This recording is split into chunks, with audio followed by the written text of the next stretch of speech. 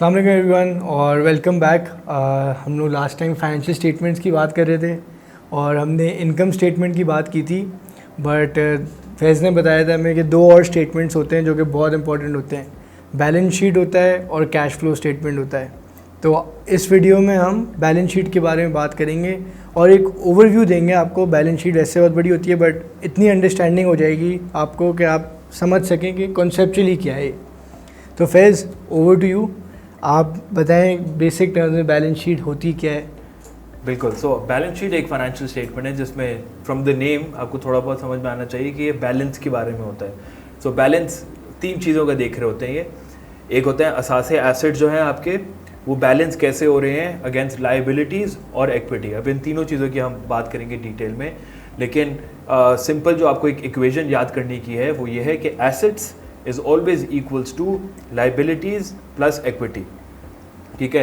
और सिंपल सा एग्जांपल ये है कि अगर आपने घर ख़रीदा है अपना, वो आपका एसेट बन गया होगा।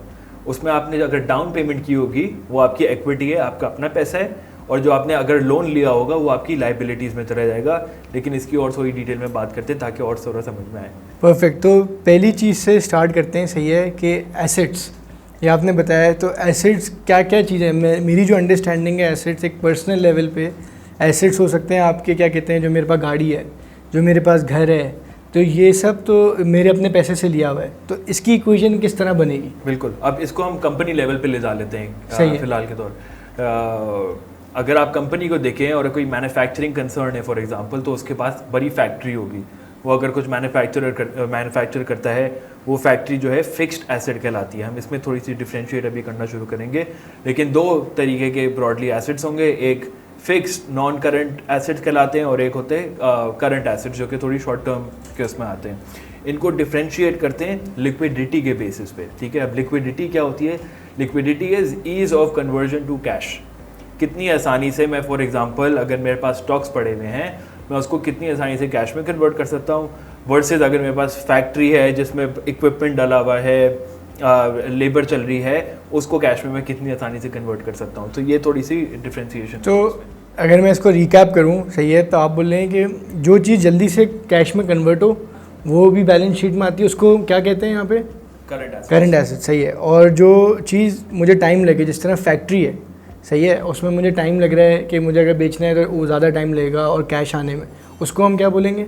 नॉन करंट एसेट्स या फिक्स एसेट्स। ठीक है। तो एसेट्स जो है इन समरी दो चीज़ों से मेकअप होते हैं, current assets and non current assets. ठीक है। बेसिकली ये चीज़ें हैं जो आप ओन करते हैं, राइट। सो आपका बैंक अकाउंट भी फॉर एग्जांपल, जो आपके पास कैश भी है, वो भी करंट एसेट्स में आएगा। लेकिन थोड़ी सी अगर मैं पिछली वीडियो से थोड़ा सा लिंक करने की कोशिश करूँ, हमने इनकम स्टेटमेंट की बात की थी। अब कुछ फैक्ट्रीज होंगी जो कि रेंटेड होंगी, ठीक है, तो आपको रेंट एक्सपेंस दिखा आ जाएगा एक्सपेंसेस में जब आप उसकी बात करेंगे। लेकिन अगर आपने फैक्ट्री ख़रीदी हुई है तो फिर थोड़ा सोचने की बात है कि फिर रेंट आपको ऐसा नहीं दिखेगा। इसका मतलब ये नहीं है कि कोई उनके पास फैक्ट्री नहीं है, इसका मतलब ये है कि ओन्ड फैक्ट्री और उसका कोई और तरीका होगा to realize that in profit and loss. तो उसका जो तरीका जो होता है वो डिप्रीसिएशन कहलाता है। ठीक है। अगर फैक्ट्री मैंने ले ली और मैं एक्सपेक्ट करता हूँ वो फैक्ट्री 10 साल मुझे पैसा मुनाफा बना के देगी, तो फिर मैं बोलूँगा अच्छा इसकी यूज़फुल लाइफ जो है 10 साल है। मैं इसकी जो टोटल कॉस्ट होगा और उसको मैं 10 पार्ट्स में ब्रेक डाउन करूँगा और उसी हर पार्ट को हर साल रियलाइज़ करा करूँगा। तो आप बेसिकली देखेंगे फिक्स एसेट में अगर 10 करोड़ की मेरी फैक्ट्री है, हर साल उसमें से 1 करोड़ माइनस हो रहा होगा और वो इनकम स्टेटमेंट में रियलाइज़ हो रहा होगा। अच्छा, तो अगर मैं जैसे कि अगर मैं आज जाता हूँ और मैं फैक्ट्री ख़रीदता हूँ, सही है, होपफुली सही है, फैक्ट्री ख़रीदता हूँ, तो मैं राइट अवे अपने इनकम स्टेटमेंट में इसको 10 करोड़ रुपए की फैक्ट्री को माइनस नहीं करूँगा। तो इसकी लॉजिक ये है, क्या कहते हैं, कि मैं इस फैक्ट्री को बहुत सालों तक इस्तेमाल करूँगा, तो इसलिए मैं हर साल कुछ पोर्शन अपनी इनकम स्टेटमेंट में एक्सपेंस करूँ जो मैं इस्तेमाल कर रहा हूँ, और इसको आप कह रहे हैं डिप्रीसिएशन बोलते हैं। बिल्कुल परफेक्ट। सही है। और क्या कहते हैं, अब हम मूव करते हैं, सही है, जो कि दूसरा आपने मेन सेक्शन बताया बैलेंस शीट का, जो कि है लाइबिलिटीज़ एंड इक्विटी। सही है। इस साइड का ज़रा बारे बताएं, ये क्या है? ठीक है। तो अब ये एसेट्स जो होते हैं वो टिपिकली बैलेंस शीट के लेफ्ट साइड पे आपको देखेंगे, जो लाइबिलिटीज़ और इक्विटी है वो थोड़ा आपको राइट हैंड साइड पे देखेंगी। तो अब लाइबिलिटीज़ और इक्विटीज़ दोनों बेसिकली दिखाते हैं कि फाइनेंस कैसे होते हैं आपके असासे। ठीक है। लाइबिलिटीज़ किस किस्म की हो गई, अब अगेन उसमें भी एक नॉन करंट लाइबिलिटीज़ का कंपोनेंट होता है और एक करंट लाइबिलिटीज़ का कंपोनेंट होता है। नॉन करंट लाइबिलिटीज़ में लॉन्ग टर्म आपकी लाइबिलिटीज़ आती हैं। फॉर एग्जांपल आपने लॉन्ग टर्म लोन लिया हुआ है बैंक से, ठीक है। शॉर्ट टर्म में क्या आता है, bill payments, for bill payable अगर हो गया आपका, रेंट पेएबल हो गया, इस तरीके की छोटी चीज़ें, आपने इन्वेंटरी ख़रीदी क्रेडिट पे, वो आ जाएगा उधर।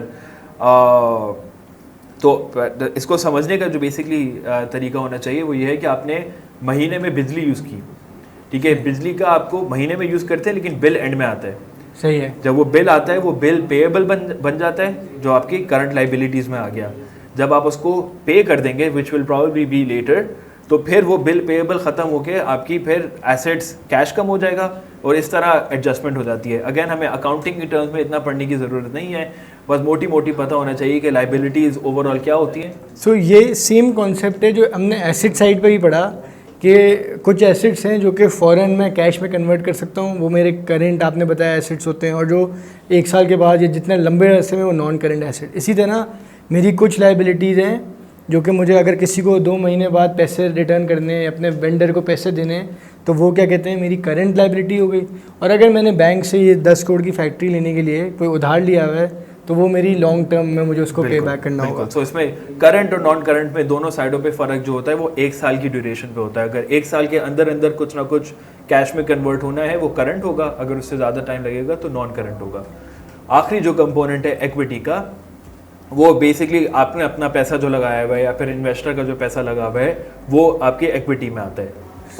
तो यही है तरीका कि एसेट्स को आपको फंड कैसे करना है, या आप लोन्स के थ्रू करेंगे, क्रेडिट के थ्रू करेंगे, या फिर आप अपना पैसा लगाएंगे या फिर अपने शेयर होल्डर्स का पैसा लगाएंगे। सही है। और इसमें क्या कहते हैं, हम बेसिकली स्टॉक मार्केट में इंटरेस्टेड होते हैं इक्विटी वैल्यू में, कि इक्विटी वैल्यू क्या है। अच्छा, अब इसमें मेरा एक सवाल है, सही है, कि मैंने कंपनीज देखी है इसी तरीके से, और देखा क्या है उनकी जो फाइनेंशियल स्टेटमेंट्स में एक वैल्यू आ रही है इक्विटी की, वो 1 आ रही है, सही है, डिवाइडेड बाय अगर मैं नंबर ऑफ़ शेयर्स करूँ वो एक मेरे को समझे 100 रुपये मिल रही है। पर मैं मार्केट में जाके जब देख रहा हूँ तो ये 150 का है शेयर, तो ये डिफरेंस क्यों है?